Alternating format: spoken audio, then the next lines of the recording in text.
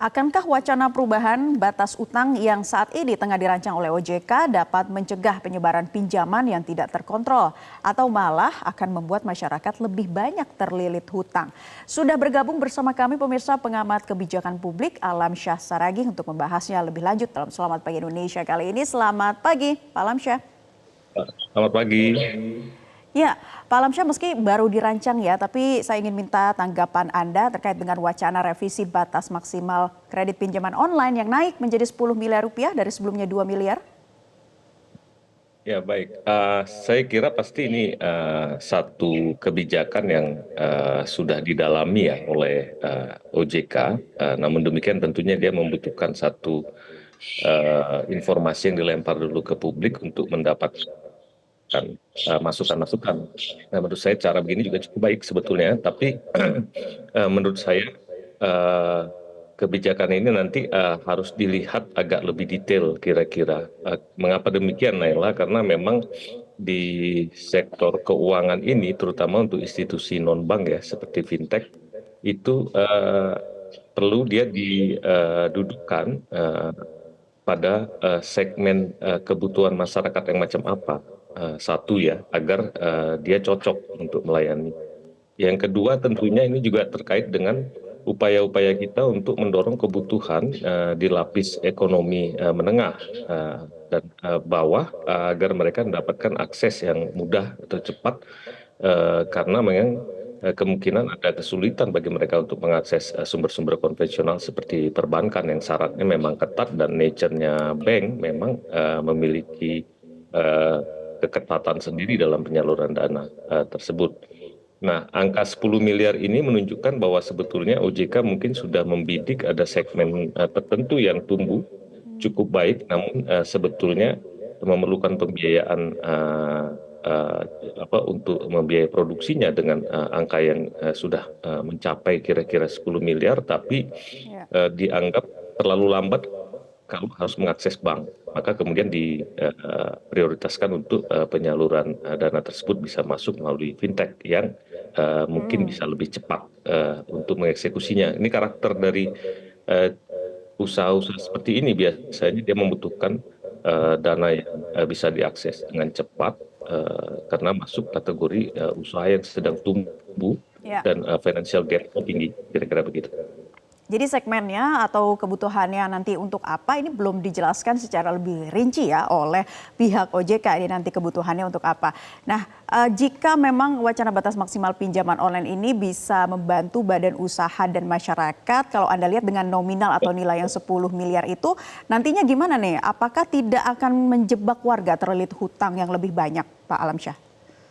Pertama kita harus menghindari misleading dulu ya. Kalau sektor-sektor yang konsumtif itu biasanya juga apalagi sektor yang katastrofik memang membutuhkan fintech yang memang jumlah dananya mungkin tidak terlalu besar itu untuk membantu mereka yang ada di segmen katastrofik. Artinya kebutuhan konsumsinya, kebutuhan cash flow gitu, guru honorer yang kadang-kadang gajinya telat dibayar, maka dia butuh pinjaman dulu agar segera bisa nanti diganti ketika gaji masuk. Itu menurut saya adalah wilayah-wilayah katastrofik dan bukan sasaran dari kebijakan 10 miliar ini, saya kira. Yang Ya. kedua adalah segmen yang mungkin sudah masuk kategori usaha yang tumbuh, tapi belum memiliki relasi dengan perbankan cukup baik. Tapi dia sudah mulai memiliki track record usaha yang bagus dan kadang-kadang membutuhkan pembiayaan yang cepat. Inilah yang mungkin akan disasar. Jadi kenapa saya dengar juga di media beberapa OJK menyatakan untuk sektor produktif. Dengan kata lain, tampaknya mungkin akan ada kriteria-kriteria turunan. Apakah dia badan usaha, kalau perorangan macam apa begitu ya. Sehingga Iya. eh, tidak masuk ke dalam segmen-segmen yang biasanya menjadi orang yang seringkali kita sebut terlilit hutang karena kadang-kadang pinjaman tersebut diambil untuk membiayai kebutuhan konsumsi bukan produksi. Nah, tentunya juga akan ada skema-skema nanti kalau kemudian ada proses delay dalam pengembalian yang mungkin nanti akan diatur oleh OJK khusus untuk sektor ini. Pasti aturannya agak berbeda dengan perbankan dan fokusnya pada kecepatan penyaluran dana dan akurasi informasi tentang track record si peminjam. Kira-kira gitu, Naila. Baik, Baik, Pak Alamsyah, jadi ini tadi sudah dijelaskan sedikit tujuannya adalah untuk meningkatkan pertumbuhan sektor jasa pinjaman online. Nah, apakah ini juga sebagai upaya pemerintah untuk mencegah penyebaran pinjaman yang tidak terkontrol misalnya? Itu hal yang lain menurut saya. Kalau pinjaman-pinjaman yang tidak terkontrol itu biasanya berkaitan dengan dua ya. Satu yang ilegal. Kalau yang ilegal itu udah jelas itu pasti bermasalah. Kemudian yang legal yang tapi kemudian memberikan pinjaman dengan cara yang terlalu longgar. Kalau itu menurut saya tentunya OJK sudah punya kriteria dari fintech-fintech atau pinjol-pinjol legal yang diawasi OJK sehingga kemudian itu akan masuk dalam kriteria apakah dia bisa nanti berstatus sebagai pinjol yang sudah layak untuk memberikan pinjaman sampai 10 miliar. Jadi selain kriteria peruntukannya untuk usaha yang produktif, jenis penggunanya nanti macam apa atau konsumernya, terakhir juga jenis fintech dan prasyarat-prasyarat fintech ini untuk bisa masuk ke tingkat menyalurkan. Itu harus diatur oleh OJK. Kira-kira gitu, Nela. Ya. Jadi ini yang menjadi PR OJK ke depannya dan juga mungkin badan yang lain adalah sektor produktifnya harus jelas dengan turunannya seperti apa begitu ya Pak ya, kriteria badan usaha Ya. penerimanya bagaimana Ya. dengan skema-skema yang juga sudah dirancang. Jangan sampai nantinya malah salah sasaran ya. Ya, yang kedua kemudian tentunya kriteria fintech atau lembaga pinjolnya sendiri, kriteria yang macam apa yang dia boleh diberikan untuk menyalurkan dana 10 sampai 10 miliar ini. Kalau semua dipukul rata, sementara mereka tidak memiliki kriteria-kriteria tertentu gitu, dalam kesehatan finansialnya juga berbahaya. Jadi saya yakin OJK sudah memiliki kriteria fintech atau pinjol macam apa yang boleh eh, menyalurkan dana sampai pada 10 miliar ini. Baik, selain itu langkah-langkah mitigasi apa lagi nih Pak Alamsyah yang harus diperhatikan dengan adanya perubahan batas utang pinjol ini? Ya, satu adalah bagaimana kemudian eh, penyaluran dana tersebut itu tidak segera berlangsung secara masif, maka kemudian ada target-target jumlah dana tertentu sebagai bagian dari exercise. Dan kalau kemudian hasilnya positif, ditemukan beberapa masalah tapi bisa diatasi, baru kemudian eh, OJK merelaksasinya lagi menjadi kuota maksimum untuk penyaluran sampai 10 miliar itu di atas, misal katakanlah di atas 5 miliar sampai 10 miliar itu pada berapa besar pada tiap tahun. Mengapa demikian? Mungkin ini diperlukan dalam 1, 2 tahun atau 3 tahun. Pertama, sebelum nanti kemudian mereka memang relatif ketika memenuhi syarat dibebaskan untuk memberikan pinjaman sampai 10 miliar. Ini sebagai langkah mitigatif yang perlu dilakukan agar jangan kemudian beberapa kegagalan mendapat opini yang buruk dari publik kemudian berhenti kebijakan ini dievaluasi sementara secara nyata sebetulnya memang sektor-sektor tertentu yang sedang tumbuh terutama UKM ya itu membutuhkan pasokan dana yang sudah mulai agak besar tapi relatif lambat kalau harus dilayani oleh bank. Jadi kira-kira begitu saran saya, Naik. Baik, jadi nantinya kalau menurut Anda ini akan dilihat dalam 1 atau 3 tahun ke depan begitu ya Pak ya? Memang harus dilihat secara bertahap nanti hasilnya seperti apa ya? Ya, baik. Kira-kira Oke. begitu, Naila. Ya. Baik, nah ini kan kalau kita lihat tadi Anda mengatakan bahwa fintechnya ini juga harus memiliki kriteria tertentu. Nah seperti apa kriteria yang harus dimiliki? Ya, salah satu kesehatan, misalnya kemampuan mereka menagih atau lamanya delay itu, lamanya uang proses penagihan ketika mereka memberikan pinjaman tersebut, berapa lama waktu efektifnya. Tadi kalau tidak salah ada disebutkan ya, saya kurang jelas mendengarkannya. Itu salah satu, itu menunjukkan apa? Agar yang menyalurkan dana sampai 10 miliar ini bukan fintech-fintech yang kemudian outstandingnya begitu besar atau non-performing loan-nya begitu besar ya kepada para konsumen.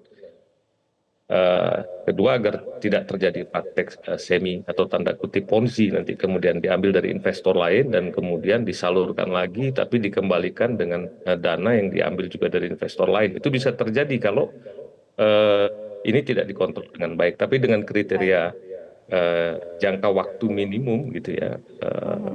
atau jangka waktu maksimum proses penagihan itu akan mengindikasikan kesehatan fintech tersebut. Tentunya ada rasio-rasio finansial lain nanti terhadap fintech sendiri, mulai dari kecukupan modalnya dan kemudian dari record mereka selama ini, dari karakteristik penggunanya. Yang saya khawatir, yang selama ini fintech biasa melayani sektor konsumen, yang pinjamannya mungkin cuma 1 miliar ke bawah begitu, tiba-tiba memanfaatkan ini Ya, dan masuk sektor produktif itu juga harus hati-hati karena baik. tidak gampang bagi sebuah fintech yang biasa melayani kebutuhan konsumsi, kemudian tiba-tiba masuk dengan jumlah besar ke sektor produksi. Itu juga Ya. kriteria yang perlu dipertimbangkan oleh OJK secara bertahap. Baik, jadi jangan terlalu euforia kepada fintech yang telah dipilih oleh OJK bisa menerima pinjaman hingga 10 miliar. Karena ini nominalnya Ya. cukup drastis jauh ya Pak ya, dari batasnya 2 miliar kini 10 miliar. Nah kemudian hal-hal apa lagi nih yang mungkin harus diperhatikan para Iya. fintech ini begitu ya, yang agar kemudian mereka juga bisa bijak dalam menggunakan pinjaman online ini. Ya tentunya akan mulai masuk ke sektor yang lebih kompetitif ya itu di mana sektor-sektor yang produktif, usaha-usaha menengah yang tumbuh tuh biasanya yang butuh 10 miliar eh, sampai 10 miliar untuk pembiayaannya dalam waktu yang karena fintech itu bunganya relatif tinggi, biasanya pinjaman-pinjaman tersebut akan lebih banyak digunakan untuk modal kerja ya. Nah, ini harus menjadi satu catatan bagi fintech, jangan juga kemudian membiayai 10 miliar untuk investasi-investasi yang long term, nanti kemudian akan terjadi krisis eh, antara pembayaran bunganya yang tinggi gitu dan kebutuhan investasi yang panjang, akhirnya malah terjadi inefisiensi di sektor yang atau usaha-usaha yang melakukan pinjaman ke fintech ini. Jadi itu yang harus diwaspadai oleh fintech, profiling dari usaha-usaha yang akan meminjam ini harus clear. Yang kedua, literasi atau edukasi terhadap calon konsumen atau calon pengguna jasa fintech yang terkait pinjaman sampai 10 miliar ini juga harus dilakukan agak gencar gitu ya. Sehingga kemudian persepsi orang tidak membayangkan, wah saya bisa beli rumah di Pondok Indah dengan fintech. Nah, itu hati-hati. Jadi Ya, harus harus betul-betul mereka juga tahu bahwa ini semata-mata memang untuk membiayai modal kerja dalam satu proses produksi, memberi ya. bahan baku dan lain sebagainya gitu ya. Kira-kira eh, itu yang kemudian harus dilakukan edukasi agak intensif baik oleh OJK maupun oleh fintech sendiri. Gitu Baik, Naila. tentunya nanti kita tunggu ya seperti apa nanti Ya. selanjutnya informasi-informasi terkini dan juga edukasi yang diberikan oleh pihak-pihak terkait dalam menyikapi pinjaman online ini. Semoga juga para fintech bisa lebih bijak dan juga tepat sasaran, tidak disalahgunakan. Terima kasih pengamat kebijakan publik Bapak Alamsyah Saragi sudah bergabung di kesempatan Selamat Pagi Indonesia. Selamat beraktivitas kembali. Jelajahi cara baru mendapatkan informasi. Download Metro TV Extend sekarang.